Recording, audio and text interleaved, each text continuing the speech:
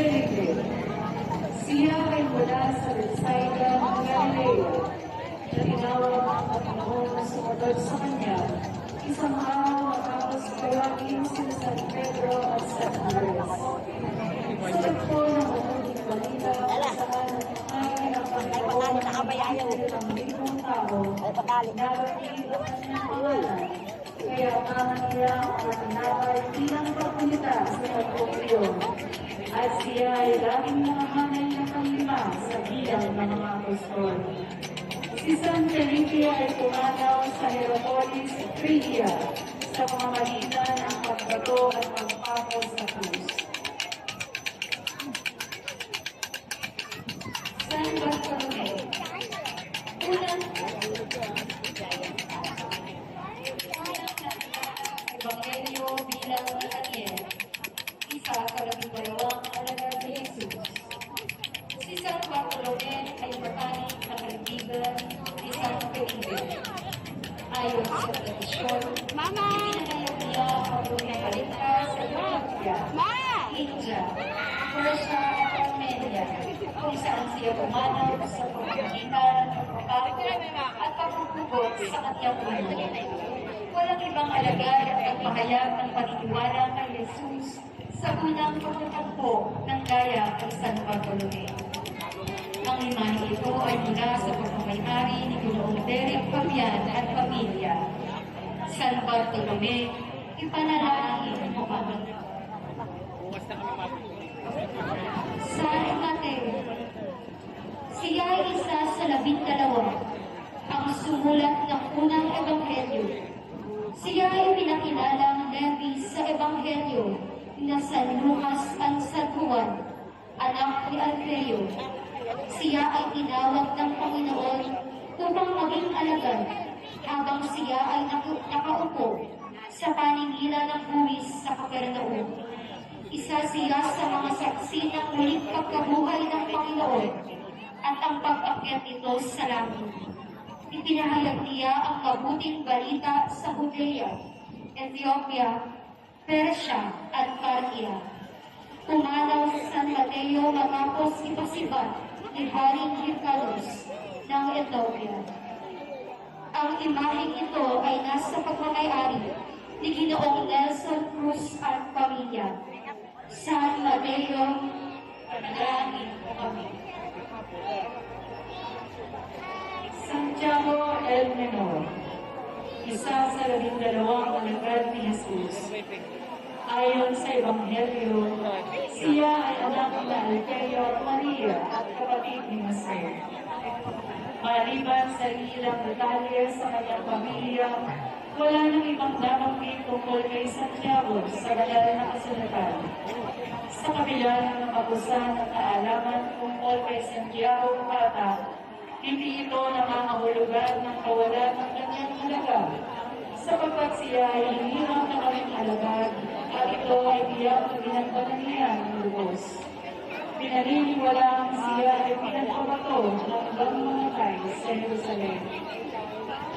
Ang iwanan nito ay sa pagmamayari ni Ginoong Ronel Celso Buensuceso at pamilya.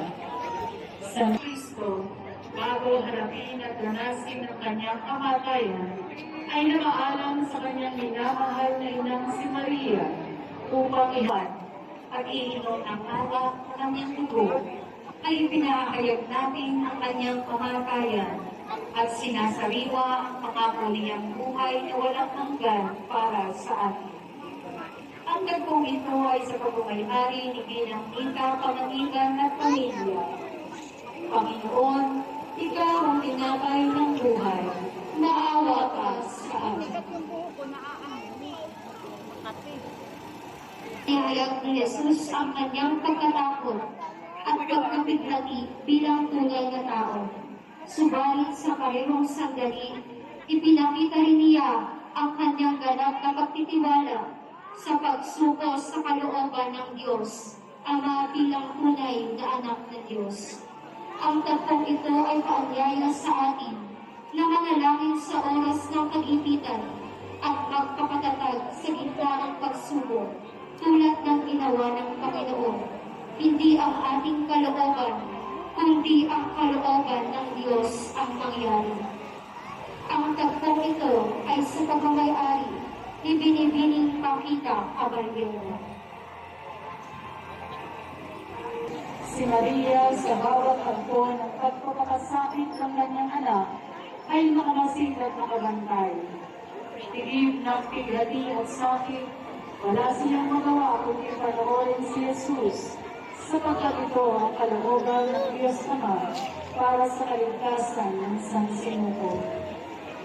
Ang imaheng ito ay sa pagmamayari nila Ginoong Ronald M. Santos ang mga tulog. Sa halip na matakot, tumugon si Jesus na may dignidad at katotohanan na nagpadyok sa mga nakahinig na magpapatao sa kanyang mga salita.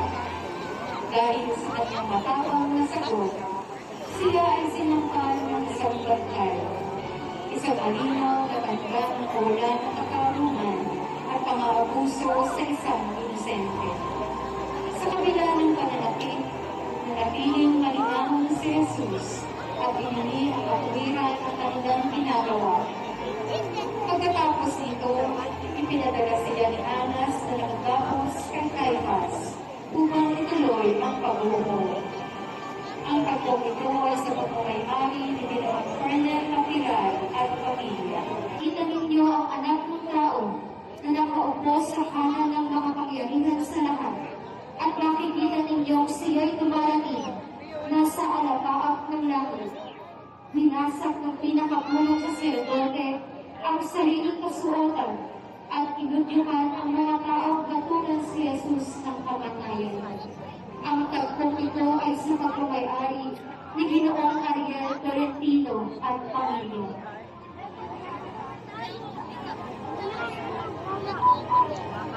Ang pagkatuwa ni Pedro kay Jesus.